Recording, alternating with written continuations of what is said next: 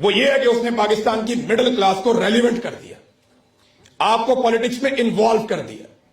Overseas Pakistani तो कभी इतनी तवज्जो देते नहीं थे। आप तो अपनी नौकरी करने, काम करने आए हुए हैं। आप देखें ना, थोड़ा अरसा पहले एक सियासी जमात के ऊपर कत्लेआम हुआ मुरीदके में, इन्होंने वहां गोली चलाई, वहां पे बंदे मर गए। एक वकील साहब है लाहौर में, उन्होंने मुझे बताया कि 24 केसेस सिर्फ मेरे पास हैं लाश ढूंढने वाले, इतने बंदे मारे हैं। ट्रकों के अंदर लाशें जा रही थी। वो जमात की तरह तहलील हो गई, हवा में खत्म हो गई। सोशल मीडिया पे बड़े तगड़े थे, हर तरफ बहुत तगड़े थे। पंजाब में तीसरे नंबर पे सबसे ज्यादा वोट लिया उन्होंने। कहां गई वो जमात?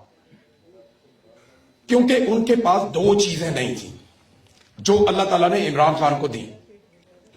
वैसे तो बेशुमार है, लेकिन दो चीजें, एक ओवरसीज पाकिस्तानी और उनकी सपोर्ट, और दूसरा सोशल मीडिया के ऊपर इमरान खान साहब की बादशाहत।